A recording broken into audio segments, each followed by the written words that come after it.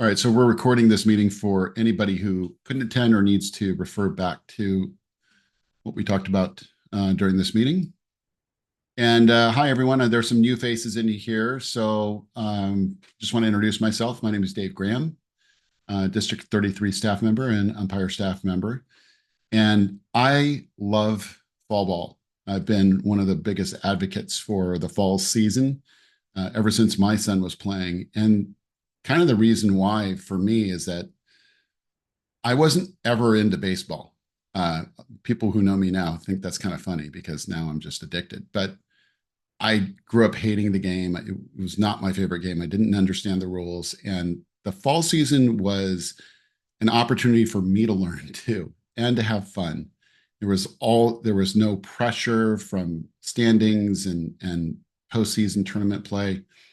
And it was just this relaxed, enjoyable atmosphere where everyone could work on what it is they want to work on. So coaches can get better at coaching and players get more opportunity in different positions and umpires can learn how to umpire. And so that's the reason why it's always been my favorite season. And so I just wanted to thank you all for participating in the fall ball program, the district fall ball program, and thank you to Kristen for taking on the scheduling duties.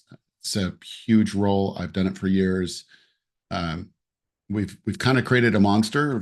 Fall season used to be 60 teams across all divisions, and it was a pretty easy thing to schedule. And now, well over 100 teams, and it's like this game of Tetris trying to fit all these blocks into, a limited number of spaces. So thank you. Any questions before we get started? And feel free to unmute at any time.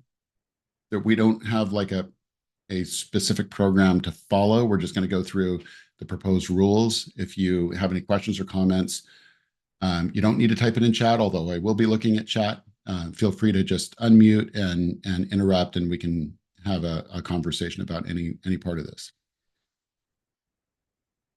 Okay, so what we're looking at right here are the draft rules. There are some things that we kind of propose that we're going to look at every season. There's going to be some changes, and then we have a little bit of leeway about how we want to do things. And so, there are some things that are up for discussion, and some things that we feel very strongly about. So, but there's a lot of stuff here in the rules each season that we would love your input on, and we'll go through this.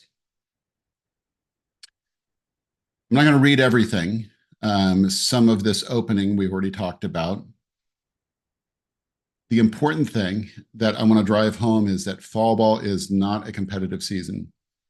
Some managers, every season, there's just a handful of super competitive managers and coaches that didn't get the memo. This is not about winning. This is about opportunity for players to play in a variety of different positions and improve their skills and have a good time. So we want to make sure that everyone knows right off the bat, we're not stacking teams. We don't care about win-loss. We care about having fun. So we're gonna come down very hard on any team that is found to be like favoring highly skilled players coming back in their current divisions instead of what division they're going to be playing in next year, because this program is all designed around next spring. So everyone that's playing, the league ages are based on 2025 spring. They're not based on this season. So if you have a 10-year-old player, they should be on a majors team. Does that make sense? Any questions about that?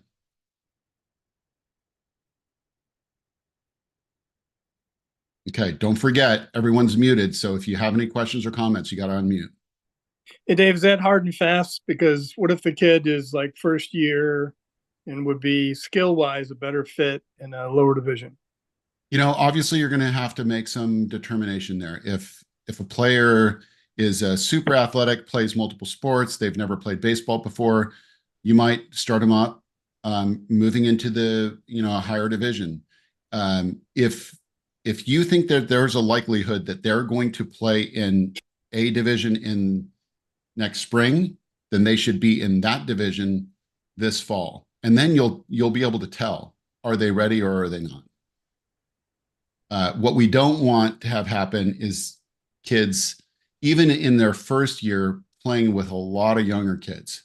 So it's not going to be fun for them if they're 10 years old and they're playing with, 8 and 9-year-old kids in minors, or 7, 8, and 9-year-old kids in minors. Like it's just not going to be in their best interest. So give them an opportunity to play up and to figure out if that division is right in the spring, and this is their testing ground. Does that make sense? Makes sense. Thanks. Yep. Travis, you have a question? What if those 10s are going to be playing in minors again next year? Is it still try them out in majors in the fall and then bring them back to minors next year during the spring? If you're 100%, like maybe you have a kid who is just not skilled or has a disability, 100% they're going to be playing minors next season. Right. That's maybe a little bit different story. But if you think that there's a chance, I have a whole group that they're all trying to play in majors in the fall, but with every intention of playing in minors in the spring. I'm crossroads with that situation. Yeah, I get it. If they're league age 10 this season and they're going to be playing, well, they're league age 9, they'll be 10 for the spring. They'll be 10 for the spring. Yeah, then they're a minors player. Yeah. Okay. All right. If you think that they're a bubble player and could move up, then this is definitely the time to have them try it out. Okay. All right. Because it's easier for them to play fall majors and see where they're at with that group of kids. And of course, you gotta check with the kids and see what they want. Yeah. If they want to play with their buddies and they don't want to move up, then don't move them up. Yeah. Okay. That answers it. Thank you. Yeah. All right.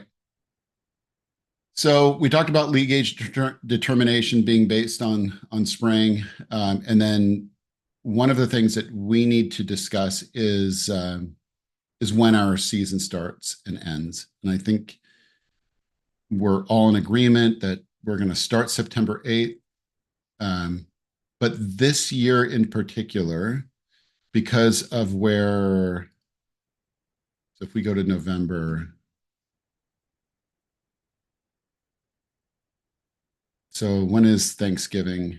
21st? It's the 28th. 28th. That's the reason why we have an extra week. Normally, Thanksgiving is the third week in November, but because this year it's in the last week in November, we have an extra Sunday to play. That's the 24th.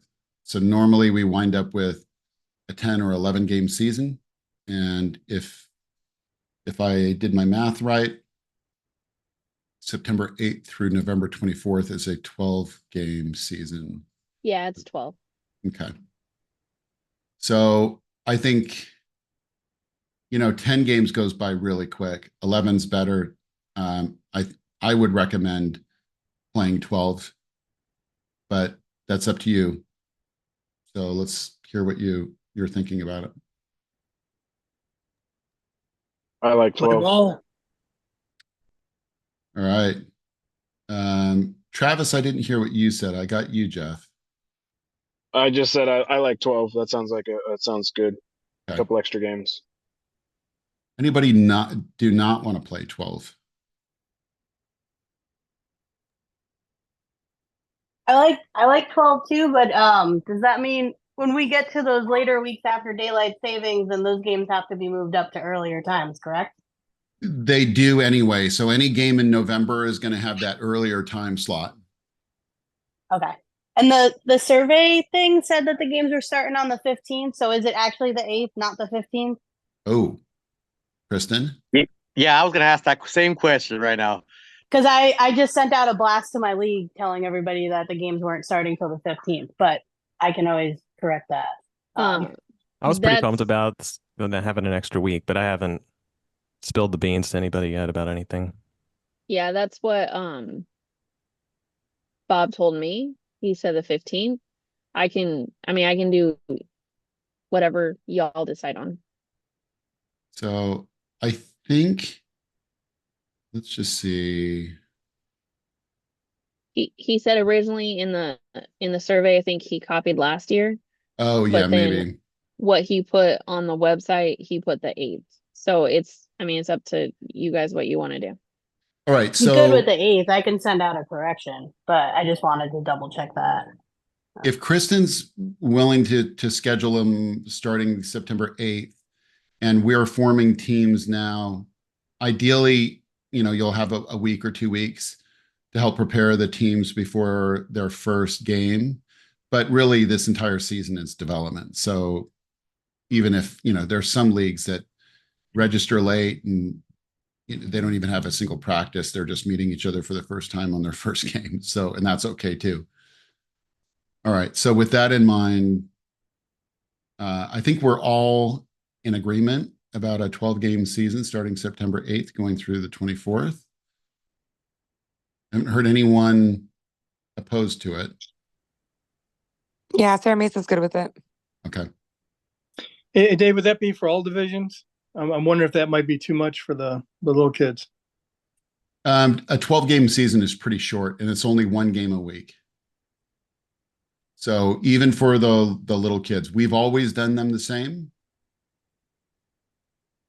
So I don't see that being an issue, or at least it has never been an issue that I've seen during the fall.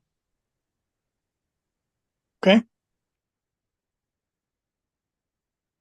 Okay, so here is the division structure. I'm sorry. Hang Go on. ahead. Back to where it says the dates, it also says the earliest time slot is at noon. I've had some people say that their field is available to start at 9, at 10, at 11.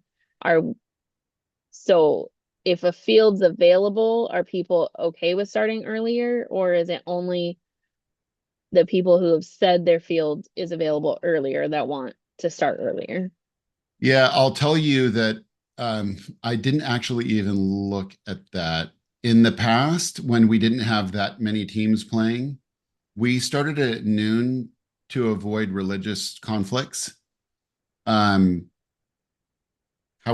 as we've gotten busier and busier, we've really had to fill out Sundays more and more because we have limited time slots available.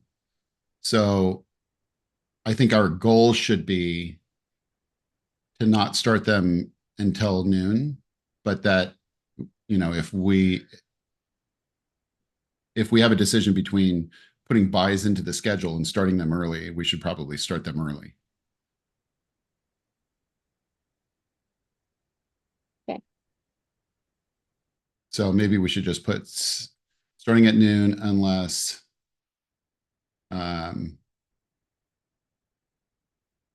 more games are needed due to limited field availability.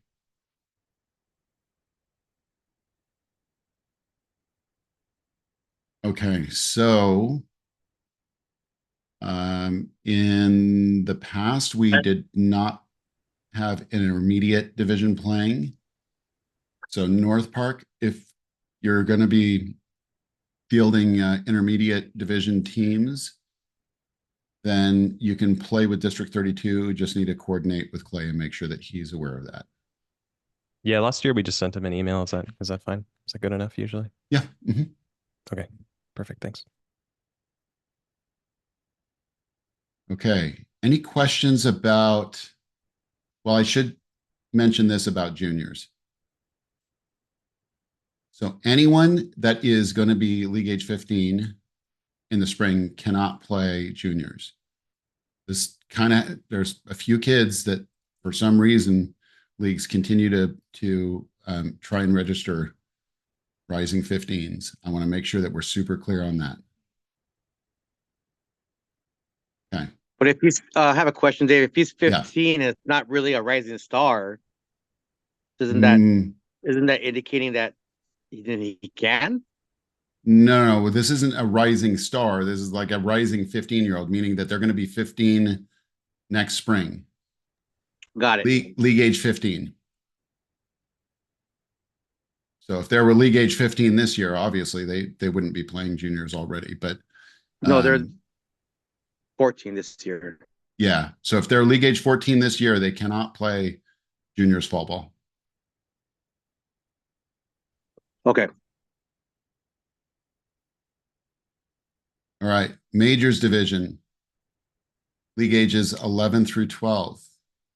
Minors division 9 through 10. Now we have a low minors division we call caps during the fall season. I know that some of your leagues call them caps or rookies or whatever, and there's some different variations of kid pitch and machine pitch and that kind of thing. But for the fall ball program, this is for 7 and 8, league age 7 and 8-year-olds, and it's a machine and coach pitch division. Player pitching is not allowed in the caps program. The home team decides whether to use a coach pitch or machine pitch. Now, you can use both in the same game. If the machine pitch is selected, the home team shall set the speed of the machine to prioritize safety. And then each player gets 3 swings and misses or 5 pitches, whichever comes first. Is there any questions about the CAPS program?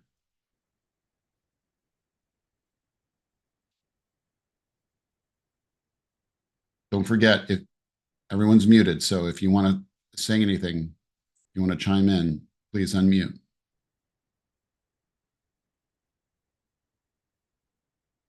Okay. And then we have a T-ball coach pitch division, and that might sound counterintuitive. Is it T-ball or is it coach pitch? Well, yeah, both. It's both.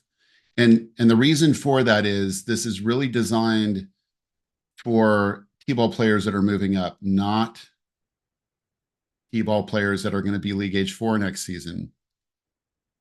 League age 4 players, remember, years ago, Little League opened it up to 4-year-olds, I think mostly to compete with soccer and some of the other sports, trying to get those players as young as possible.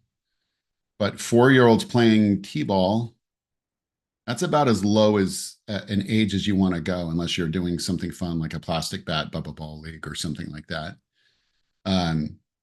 So because if they're turning 4 next spring, they are too young for this program. They are not appropriate for a coach pitch T-ball fall program. This is, again, I think another issue that we have, I think, every season where people are thinking, well, it's all based on next year's league age. Let's sign up the 4-year-olds. So I want to pause here, just give you a second. Please unmute. Chime in if you have any questions or comments. I know some of you are probably thinking, have we been registering 4-year-olds?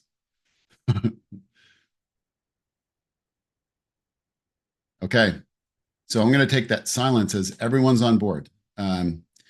So in this program, each player receives 5 pitches from their own coach, and if the ball is not put into play after 5 pitches, the player must continue their at bat using a batting tee. So you have the batting tee off to the side.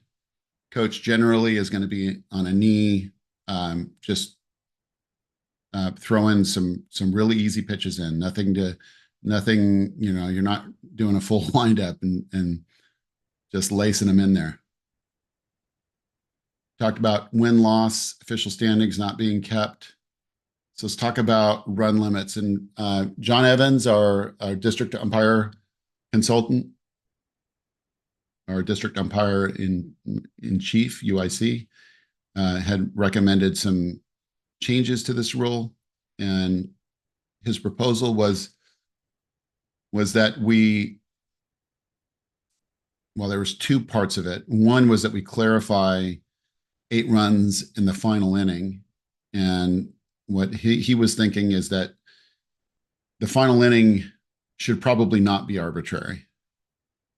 Given that we have a time limit, that's the next rule, an hour and 30 minutes for caps, an hour for coach pitch, and 2 hours for all other divisions. Sometimes in the fall, you're probably not going to get to the final inning. You're not going to get to the 6th inning in minors, majors, or 7th inning in juniors. Quite frequently, you won't get there. So umpires have the ability to just judge a final inning when we know. Like if there's less than 15 minutes of game time, we're starting an inning, we'll just declare it the final inning and let the teams use an 8-run rule instead of a 5-run rule. So should that final inning be the actual final inning, or should it be the declared final inning? So this is where I want to actually hear from you. Jeff, you're up. So Dave, I mean, this is fall ball. There's no winning, there's no losing. So why not just keep it 5 throughout and just, removes any question. It's 5 runs, period. I mean, yeah, we don't keep standings, but we are limiting the amount of runs for pace of play reasons. If you do have a game that's moving along nicely, we also don't want it to end too early. So I could see your point too. I guess that's a third option that we have. I think that the 5 run throughout and then 8 in the last, I think that's fair. And are you saying the declared last inning or the actual last inning based on the number of innings in that division? I think it should be the actual last inning. Okay. Hey, Dave, I agree with that. I think it's one less variable. I think we're also going to have some volunteer umpires that are new to this. And if we can take a variable out, that might help. Okay. I'll make it the actual last inning would be my vote. Okay. Anybody else?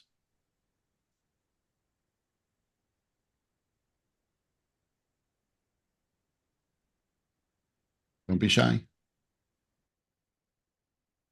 If you're talking, we can't hear you because you're all muted.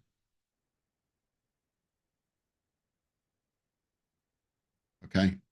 So this will be the actual. I'll work on the exact language at the end. Actual final inning. Okay.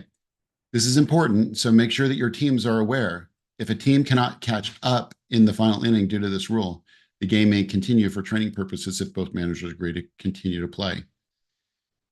So my goal is to have all the teams play as much baseball as possible. It's all preparation. It doesn't matter if one team has already won. So encourage your managers to use all the available time within their time limit, if they can, to continue to play.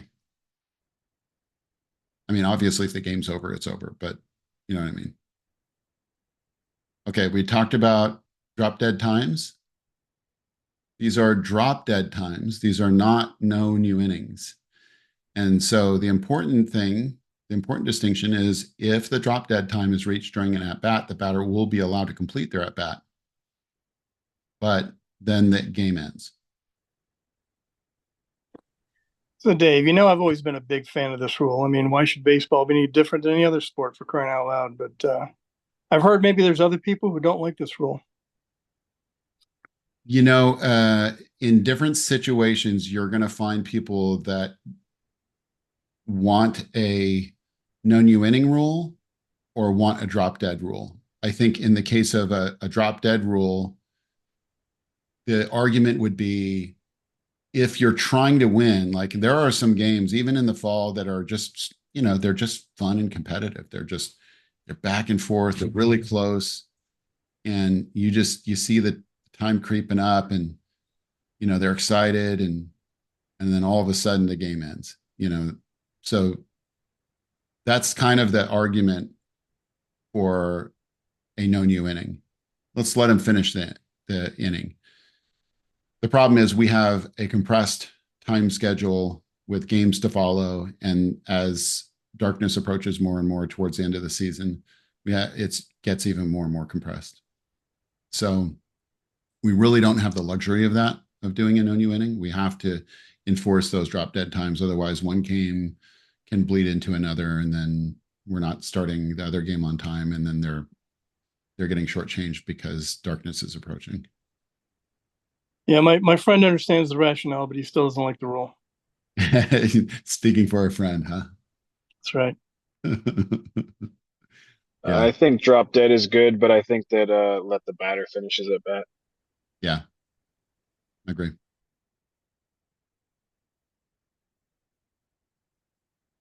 Okay. Any other questions on time limits?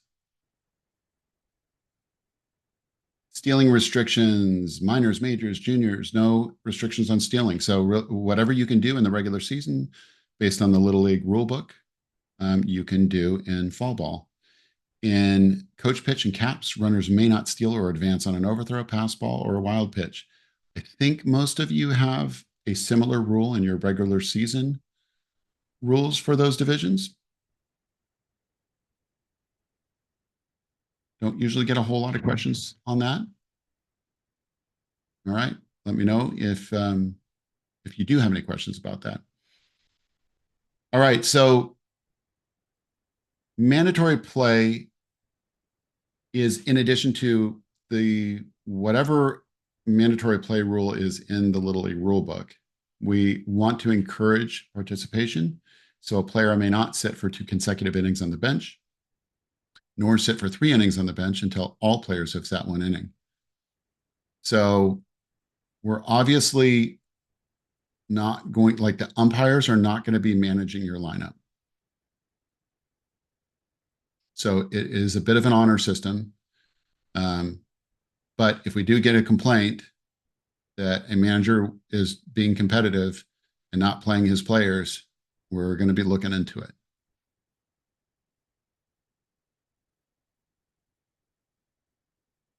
Pitching limits. There's a maximum of 2 innings per pitcher per game.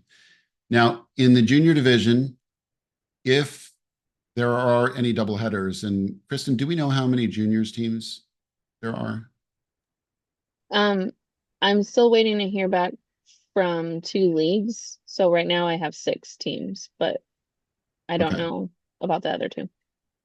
So typically this happens when we have an odd number of teams in juniors, and rather than schedule buys, we ask for teams to volunteer for doubleheaders. And that way we have, a lot more participation. And in that scenario, and only that scenario, will the inning restriction per pitcher be waived. And it's waived for both teams, because if it's not fair for one of the teams to be, have a pitcher in for 5 or 6 innings and the other team can't. That's the only case where you can avoid the max 2 innings per pitcher per game. Jeff. Hey, Kristen, is one of the leagues you haven't heard from Murphy Canyon? Yeah, They're not doing fall ball. that's kind of what I thought, but nobody ever answered me. Thank you. Yeah, and Dan's no longer the president. It's Jim Goodridge. Thank you. Okay, so a courtesy runner for the catcher and or pitcher of record is permitted when there are 2 outs. The courtesy runner must be the player in the batting order who was out last, or the previous out if the player who was out last is the pitcher or catcher. So this is something that we added. This extra blurb on the end is what we added. I'm just going to okay that, just so for those of you who are returning from fall, pace of play is the most important thing. So if you're trying to replace, if you're trying to put a courtesy runner in for your catcher on base and the next or the last out was your pitcher, you can go to the next one. All right, so game preliminaries. You have wide latitude to borrow players from the other team in order to field 9 defensive players.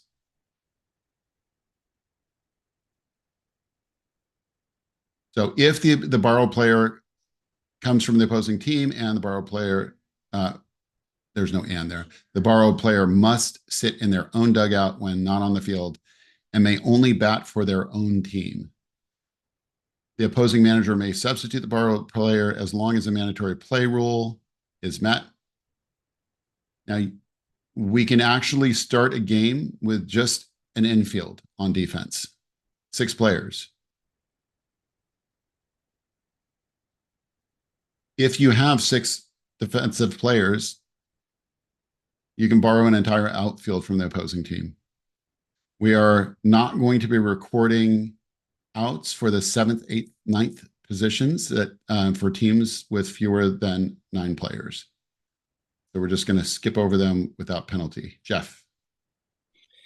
So is there a minimum roster size requirement for fall ball? Because like right now I've got 16 kids signed up for juniors. So I put down for just one team because 16 is not enough for 2 teams. But if you only have to have 6 players to start, maybe I'll make 2 teams of 8. Yeah, but you're going to wind up in a problem.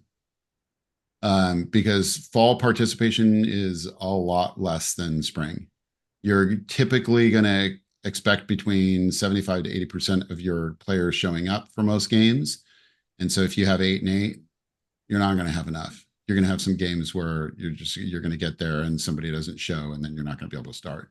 And really, this is starting with 6 is like a worst case scenario. Like you just had an injury and, it was like the perfect storm and you couldn't get your kids out there and, let's still play some baseball, but we shouldn't be planning for that. I think we did Jeff, have. Oh, Go sorry. ahead. Jeff, I have 9 if you want to give me a couple. Oh, really? Yeah, I just got that'd be one. awesome. I'll Definitely. I'll give the kids on the wait list the option. Okay, yeah, let me know. How many would you be willing to take? 3? Yeah, I mean, we could go, well, he'll take up to 13. We could do 13, right? David? Yeah, you can do even more than that. My son's last year in juniors, we had 15 on the team and we went with 15 because we figured we would get 12 or 13 at most games. And that team actually, they loved each other. Like the kids actually got along real well. And we had nearly 100% participation on every single game. So that was kind of a challenge working through a roster of 15, but they had fun that year. That was actually the most fun fall ball season I think my son ever had. Well, that's cool.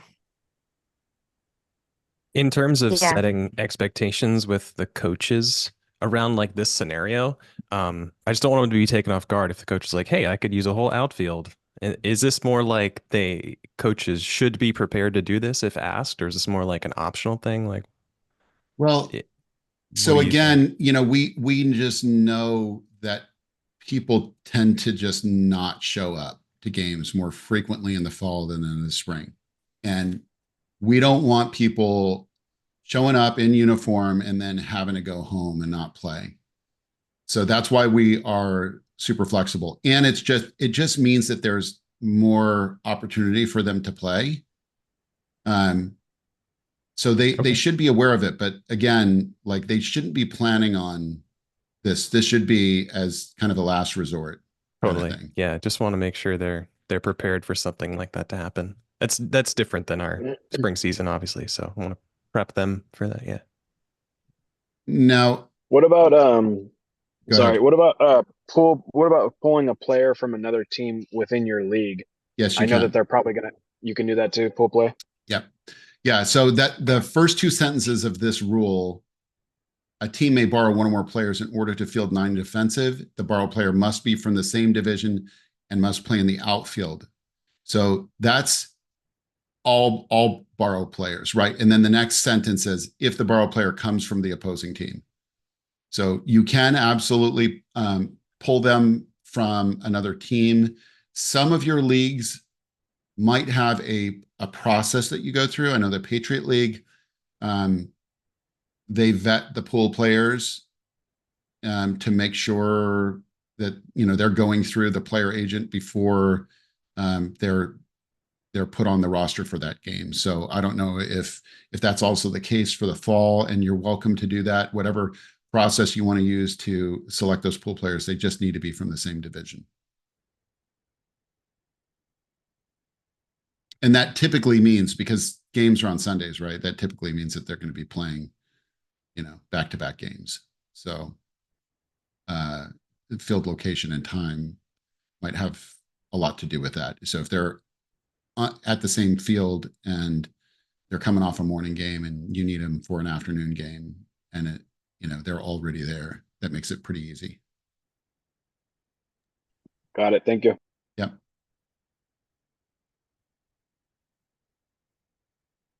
All right. Any other questions on this? So Andrea brought up a good point. You can borrow players from other leagues in the fall, which, is not something that we can do in the spring. And sometimes players that go to play at another league in the fall, they fall in love with the league and the people at that league. They need to be aware that they cannot play at that league come spring. They don't need a waiver for the fall. We're very lax. If you've got too many and another league has too few, and you've got some people willing to drive a little bit, let's create the opportunity for them to play. But they just need to be educated that doesn't mean that they're going to be able to play at that league in the spring.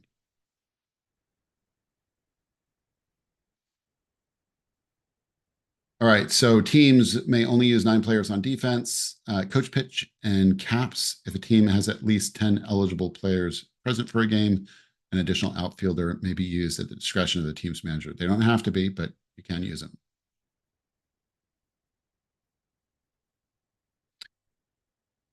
Cancel games, including games called before 1 inning is completed, will not be rescheduled unless a team has missed 2 or more games. This is not usually a problem, and we usually don't have weather issues in the spring.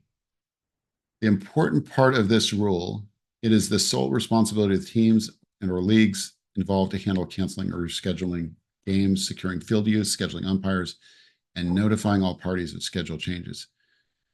And I put this in italics and in an effort to emphasize every year this happens. It's critical that all parties, host leagues, umpires, coordinators, field crew, snack bar volunteers are notified to prevent volunteers from showing up to a canceled or rescheduled game. I don't think there's been a single fall season where I have not, I've shown up to a field with my gear ready to umpire a game and nobody's there and nobody told me.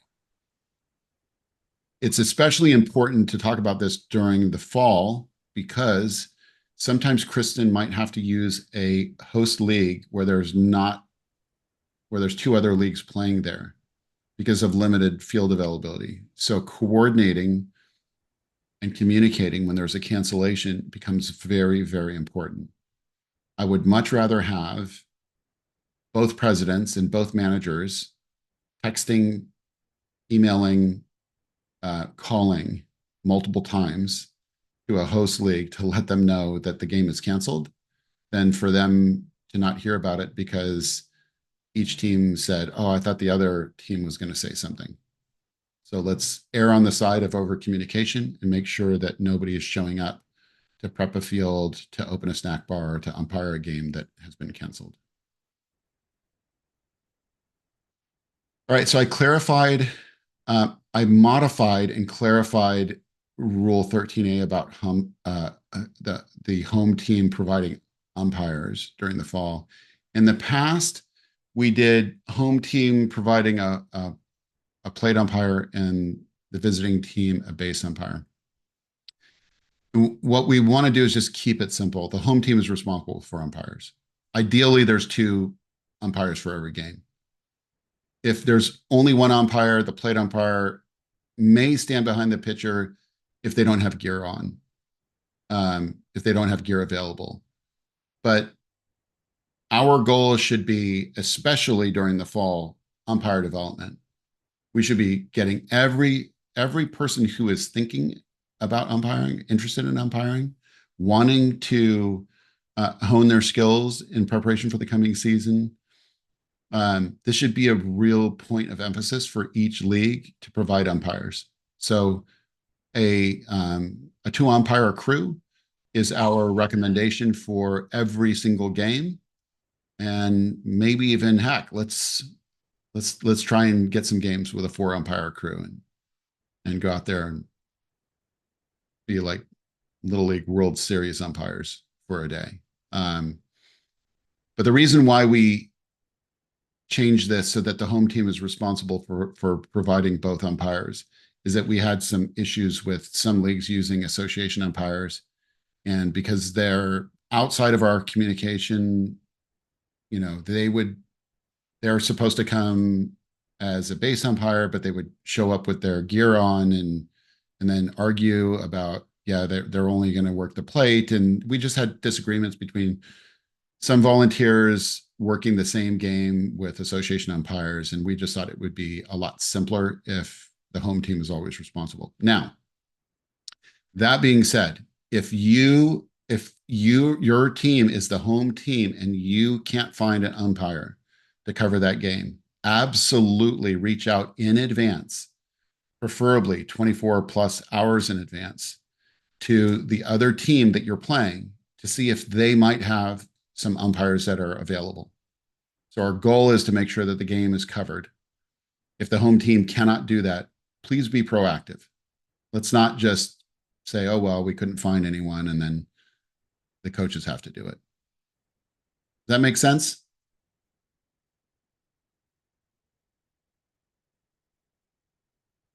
Everyone is either completely like distracted watching sports on TV or something, or everyone's just in full agreement. Sean, what do you got? I'm just processing because I agree that the plate / base thing when you're playing interleague has been hit and miss, and I wasn't even thinking about the association part of it. It seems to be cleaner to just say you're responsible for home games. So the silence was processing. I think it makes. Okay. I think the logic is sound. Good. I appreciate it. All right, I saw somebody else on mute temporarily. Hey, Jeff. it was me. It was Jeff. I was just going to tell you that there's no Padres game on tonight, so Oh. you got our full attention. Okay, great. All right, and you know, I know that I'm up on my soapbox talking about volunteer umpires. This is not a knock against association umpires. I'm an association umpire too, but we really need to spend as much effort as we possibly can to supply volunteer umpires for our games. If you have to use an association to cover games, absolutely do it. You know, an association umpire is better than no umpire. But we want to encourage our leagues to use this opportunity to develop a volunteer program. And maybe for some of our leagues that are using associations, this would be a good opportunity for you to maybe reduce your reliance on the association to cover your games and start developing some volunteers in a generally low key, kind of less competitive atmosphere. Might be easier for them to get started. If an umpire is unavailable, coach or cleared adult volunteer from the team on defense must serve as the UIC from a position behind the pitcher's mound with an optional additional coach serving as a base umpire. No, at least one adult coach must remain in the dugout at all times. Coach designated as the game's UIC must not also serve in a coaching capacity while on the field as UIC. This is tough for coaches. You know, they're just wired to coach. And then they're out there making calls on the field and they want to like hold their runner or, you know, do all kinds of things. Or, you know, vice versa if they're on defense. So just make sure that your coaches understand that while they are serving as an umpire on the field, they are only an umpire. They can't talk to their players about strategy or any of that stuff.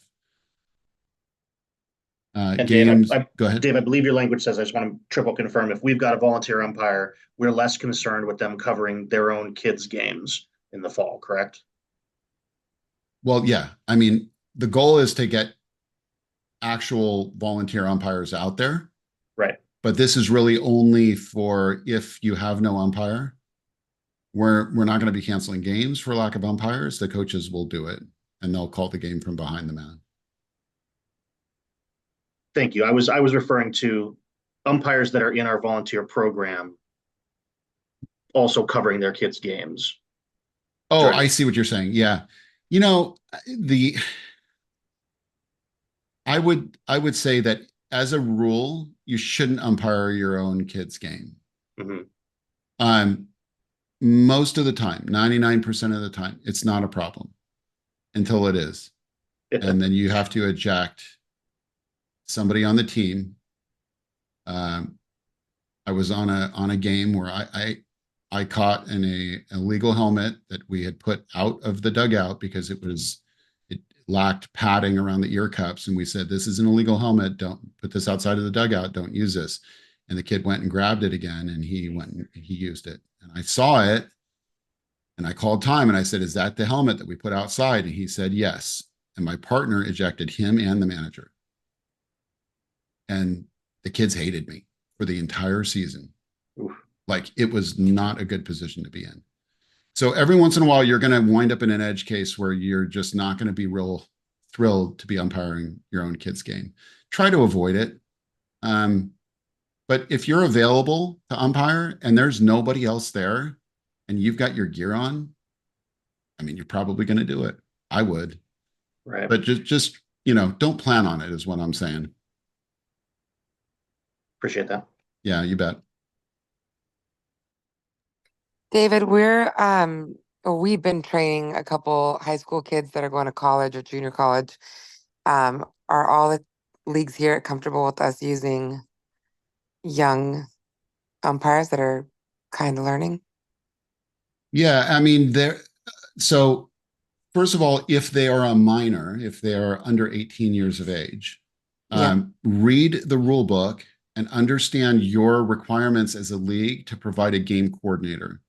If you don't have an umpire that they are going to be working with that is 18 or older, then you must provide a game coordinator. That game coordinator is basically serving as an umpire, but off the field. You're going to be involved in any conversation between the managers or coaches and that umpire. You're going to make rulings on if there's any protest or discussion of rules. You're there to protect them as a game coordinator. And so just make sure that your board of directors understands your obligation to provide a game coordinator and what that means for them, and then train those game coordinators. You cannot have a game coordinator, for instance, if you've got multiple games at multiple fields at the same site and they're just bouncing back and forth. It's not going to work because they're not going to be there when something happens and something blows up and they're not present. They wouldn't have witnessed what happened, and then they're not in a position to properly handle it. That make sense? Absolutely. Yes, absolutely. Okay. Thank you. Yep. Okay. Both teams must provide at least 2 new baseballs for each game. Your fields, and some fields need a lot more than 2 new baseballs.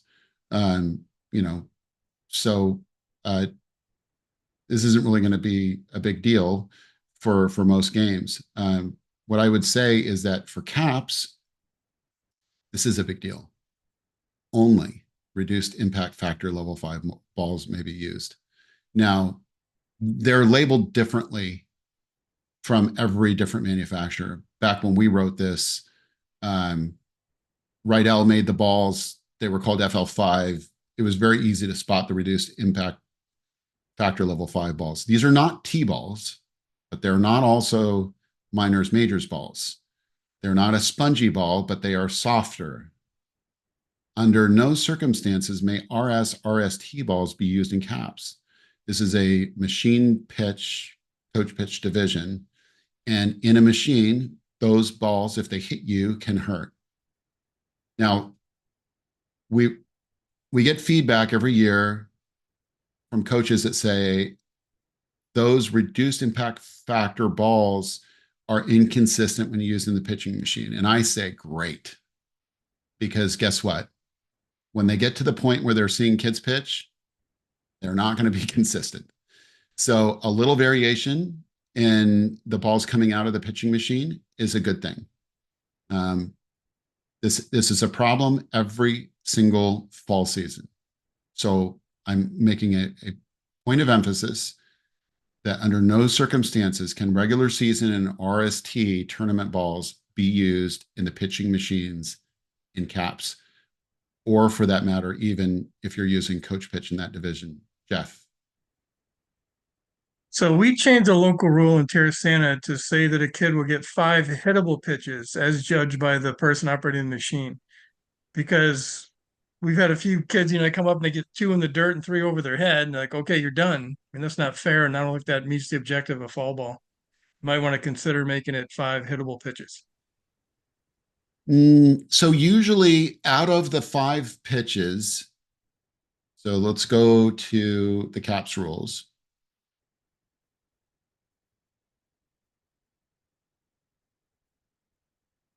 Each player gets 3 swings and misses or 5 pitches, whichever comes first. Even with some slight variation in the pitching machine, you're probably 5 pitches through the pitching machine is probably going to be fine. It's always been fine. Maybe, you wanted to give people, you give your young players a little bit more opportunity. This rule is tried and true. Like, it is time tested.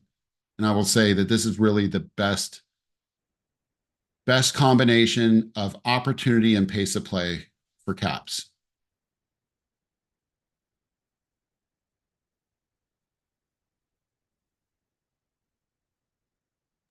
Am I wrong?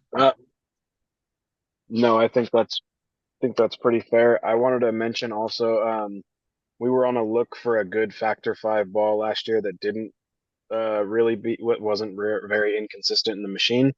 There's a company called Baden, Baden. They make a Factor 5 ball that's a little bit firmer than most Factor 5 balls, but still very impact friendly, and it's pretty consistent through the machine. Okay. Take notes. Yeah, we get the diamond balls from Charlie Rose. They work well too.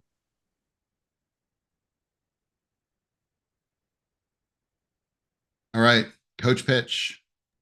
Only reduce impact factor level 1. The T-balls, spongy balls may be used.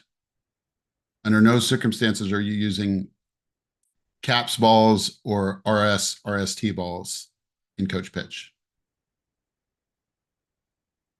All right, for you, for your leagues that have intermediate and juniors, well, we'll talk about juniors only. Box will be called but not penalized.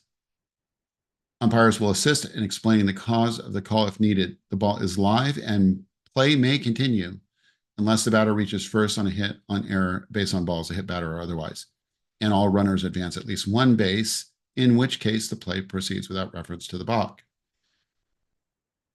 which kind of mirrors the rule in the Little League rule book. What this doesn't say, or let me just say the last sentence, no award of bases will be made. So we're not going to be enforcing a penalty. We're not going to be awarding a base. But this also doesn't cover every single edge case. So let's say we have a runner on first. Pitcher's in the set position. R1 takes off to steal for second. Pitcher's not aware, gets caught off guard, balks because he's not really sure what he should be doing. R1 makes it safely to second. We're not sending him back. So this is not like they're not getting penalized for the balk, but we're also not going to penalize a runner for stealing when they executed a successful steal. Now, if a pitcher balks and then throws the runner out, then we'll take the runner back to first. We won't enforce a penalty. We will explain the balk. Any questions on that? Dave, I have a question. It's about the umpires. We moved on before I could ask my question. So you said the home team, if they can't provide an umpire, then the coach would call it behind the mound the whole game, or are they switching? Like sometimes they say, "Oh, I'll do one inning, you do one inning," or is it the coach home teams as a whole game? So I think we cover this somewhere. The team on defense must serve as the umpire in chief from a position behind the pitcher's mound. So they're going to be trading off. Okay, so the coaches are only calling it for their defense. They're switching on defense. That's what you're saying? That's what I'm saying. But if one of your coaches volunteers to umpire the whole game, that's fine too. Because yeah, that's fine too. But for what we find is like if I'm fine with the coaches switching, but instead of just doing it for the defense only, we found that it was kind of made everything easier for them to call one inning at a time, because then we ran into issues like the coach is calling strikes, for his team only, and then the other coach comes on, he's, oh, that wasn't a strike, and then he's calling, so it's like we would have one coach call it for both teams, and then the other coach would step in and he call it for both teams. They just switch every other inning. Is that okay? I get your point, Jose, but here's the problem. When you're going to have a problem, you're going to have a problem regardless. You're going to, like, if one of them is legitimately favoring one team, it's going to happen either way in that inning. And usually those claims are they're just because a couple close calls went one way or the other. And it just, sometimes you have two or three of them and it makes it look like the umpire's bias. But the reality is that's not going to solve it, and so the reason why this is designed that way is because when you're on defense, you've got extra staff, right? Okay. The team that's on offense, they have two adult base coaches, and then they need one coach in the dugout. So, that it really isn't ideal for them to be having to supply an umpire on the field. And there's plenty of games where there may only be two adults. And so now we've got one adult in the dugout and one on base, and we've got one kid on base with a helmet, as a base coach. So really, I think we can keep this rule the way it is. And all of our effort should just be at supplying every one of our games with a volunteer umpire. And that means that, even if we don't have somebody geared up to umpire a game, we should really enroll our parents to help out if we need to. So that way it doesn't fall on the coaches. That way, you can have somebody umpire the whole game. Okay, that makes sense. So, so you're saying they switch on defense, or the home team can call it the whole game. Is that correct? I mean, or yeah. I mean, but look, if anyone is available, be it from the visiting team or the home team, if you don't have an umpire that's assigned to the game that shows up to work the entire game, do whatever you can to find somebody from either team to do the entire game. That would be my preference. That makes sense? But if you can't find anyone and it has to fall to the coaches, just have the coaches do it when they're on defense.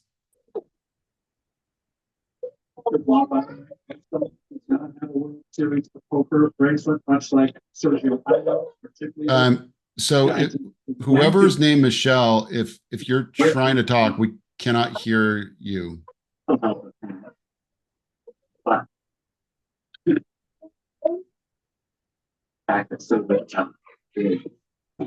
So I'm not sure if you're actually speaking to us or if that's just background. Okay. All right. You muted. All right. All right. So we talked about box. There's no question about box. Let's talk about illegal pitches. These are regular season rules. So only in minors where the players are going to be moving up and they are not familiar with illegal pitches will they not be penalized. But in majors, all the kids have been playing under these rules for while they're played in minors and majors. So that shouldn't be new to them. And so we will penalize illegal pitches in majors. Infield fly rule will be enforced, minors, majors, intermediate, and juniors. We are enforcing 1 foot in the batter's box. This is a pace of play rule. Umpires are taught not to make this their best call. And really what that means is, like, if somebody is out of the box, but not delaying the game, or out of the box by just a few inches or a foot or something like that, we don't want umpires penalizing players if they're not delaying the game. This is, again, the spirit, the intent of the rule is to maintain pace of play. So that's the priority here. Uncaught third strike rule will only be enforced in majors and above. This is Rule 20, the field configuration for juniors. This comes up every single season. I guarantee you every season we've got 2 locations that have 60-90. This is not appropriate for rising juniors that can barely throw a ball across the diamond. And we're seeing 2 and 3 hops to get it across the diamond. So please, please, please make sure your field crew gets out there and adjusts your bases so that they're 80 foot and a 54 foot pitching distance. Sunshine and Serra Mesa are the 2 locations every single season. My first fall game at those locations where I get a deer in the headlight look when I say this field is not regulation. So please make sure that you deal with that before your first game.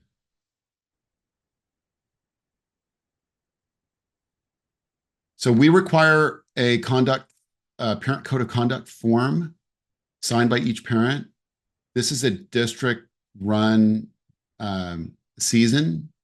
And so we're playing under district rules. And the reason why we do this for fall is because sometimes people don't get the memo. Parents or coaches don't get the memo, and they don't understand that this is a developmental season, and they have an intensity thinking that, like the scouts are out there and their kids are going to get signed to a contract, and like it's some kind of big deal. So we want to make sure that the parents that they understand that the behavior of the team and the parents must be above reproach. So please, as coordinators, check the medical releases, check your code of conduct for your teams, verify this before there's a problem, because I guarantee you're going to have a problem.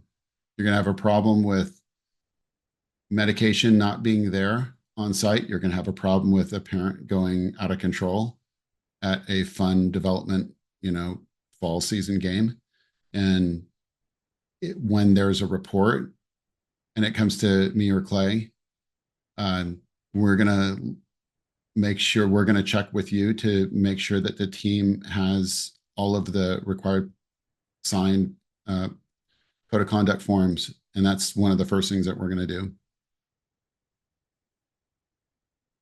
All right, so field prep and cleanup is a big deal during the fall. Again, there are some games where both teams are not even going to be from that league. It'll be a host league out of the kindness of their hearts that's volunteering their field because we have limited field availability.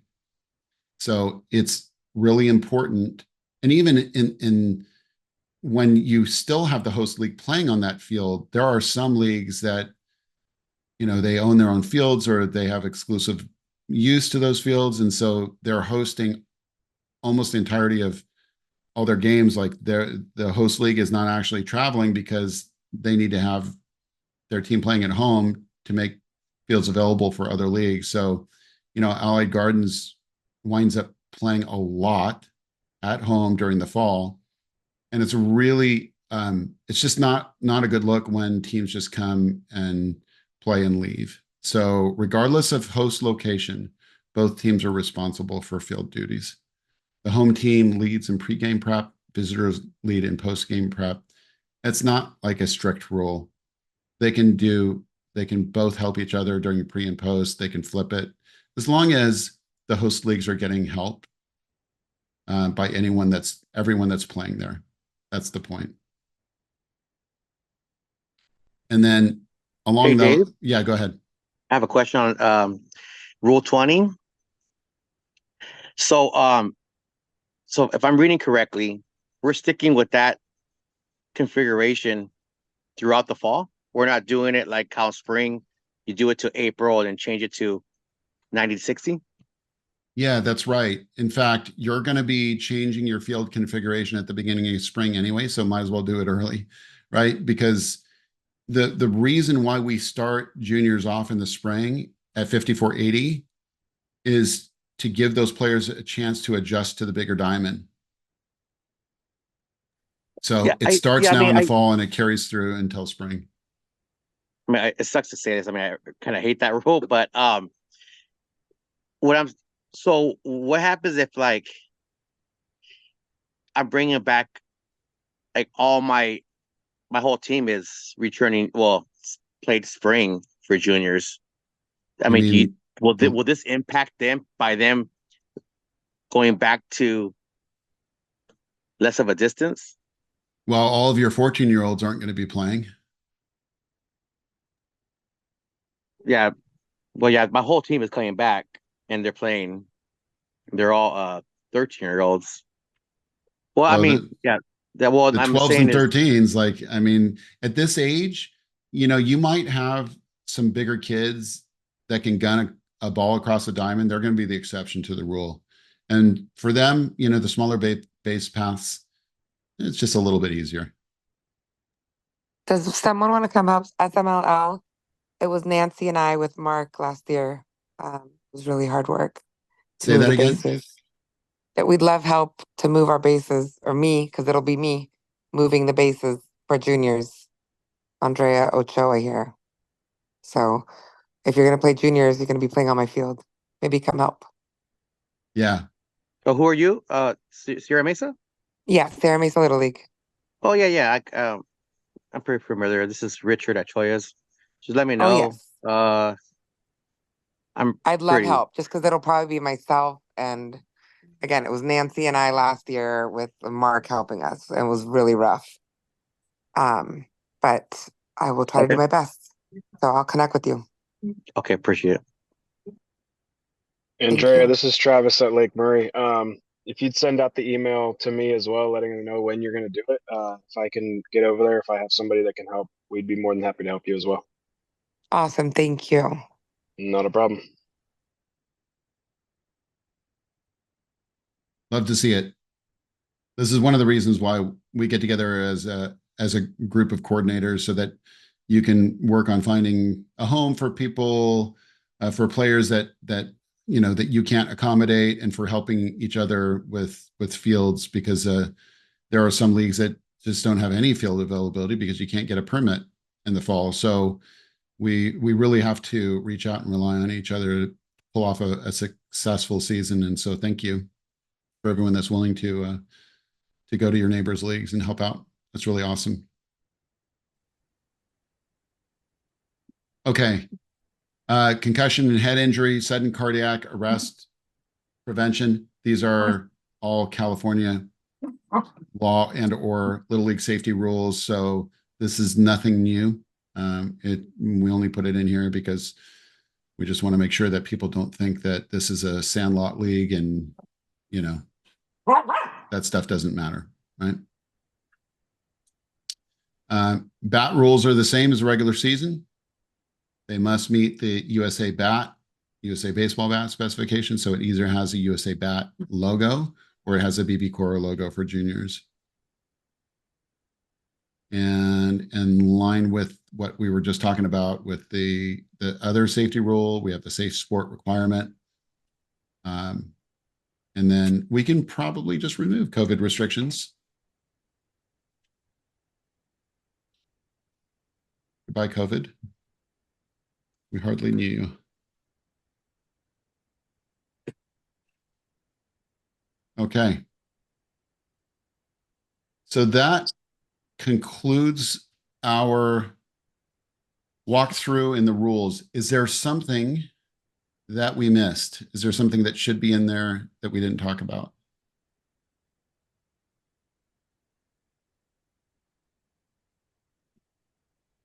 I'll give you a chance to reflect, to unmute, and share your thoughts.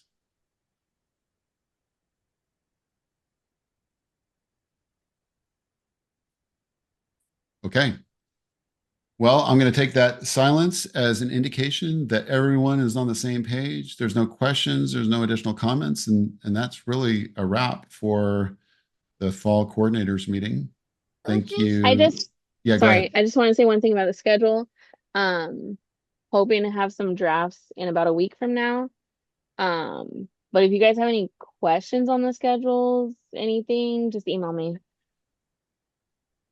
Thank you, Kristen, for doing that. Yeah, thanks, Kristen. And if you need Kristen's contact information, it is on the district website, Yeah. right at the top of the page. And David, are Yep. you sending this recording out? Yeah, I'm going to post it on YouTube so we can refer Okay. back to it. Perfect. And And when then do the you think? updated rules will be Yeah. on D33. That's right. Yeah, I'll link to that. So right here where it says schedules and rules coming soon, pretty at the end of the night, I will post the final rule, a link to the Google Doc for the final rules. And then I'll post a link to the recording on YouTube. And then when Kristen has schedules, Kristen, are you going to be posting schedules in the district website under the I forget what this is called. This is, Well, Sports I know Connect. that Van used the schedule on the website last year. Yeah. So we'll probably post it in the same way Okay. All right. as last year. Now, some leagues were planning on helping you with scheduling by taking some divisions, and I know that Jose was talking about doing a little separate carve out for the lower divisions on the west side. Yeah. So I take it that if we want those games in there, that you're going to need it in some kind of delimited file format, CSV or Excel, that can be uploaded, or are they just not going to be posted in Team Central? I don't know. That's up to Jose if he wants them posted in Team Central or not. Did everyone use the Team Central last year? Like, is everyone fine with that? I didn't do fall ball last year, so I don't know. Yeah, so for fall ball, I tried uploading it and I had a hard time uploading and even manually entering it. So I just sent the one Excel file to the those 4 leagues that were involved in T-ball and caps. And so they all had the same Excel sheet. And then we all had the contacts on there. But that was just for the caps and T-ball. But for everything and above, we used the district scheduling. So did everyone like using that last year? That's my question, actually. Like, would you guys prefer if it was just like an Excel spreadsheet with the schedules and the contact information? Or do you want to use the Sports Connect I online think you scheduling? definitely, sorry to interrupt you. I think you definitely need to have the coach's contact information on some other form, because I feel like that was a big miss where people couldn't get a hold of each other, and it was presidents calling presidents and then looking for coaches, and I think it was kind of a hot mess. Yeah, because like when I first started, the fall ball schedule was like an Excel spreadsheet, and it had every single team and their manager for each division with their cell phone number. And to me, that was easier, but I didn't do fall ball last year, so I just want to know. Yeah, I think we have vote to have Excel something. spreadsheet. Yeah. Same Excel spreadsheet thing. Yeah, the only drawback with the Excel spreadsheet approach is that if there are any changes to the schedule, people will frequently be out of the loop.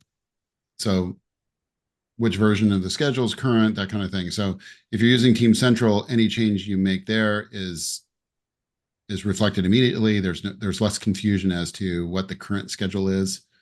I never used when I was doing scheduling before Van took it on, Justin, yeah, we can use Git. I don't know if Google Sheets, everyone's you gonna, mean? I don't know if everyone's gonna get that. So when I used Diamond Scheduler, and I published revisions to the schedule, and invariably people were operating on old versions and they would show up, to the wrong games, wrong times. And so it's really Well, I best, would I think. probably make Mhm. it, I would probably make it actually a Google Sheets so that it's one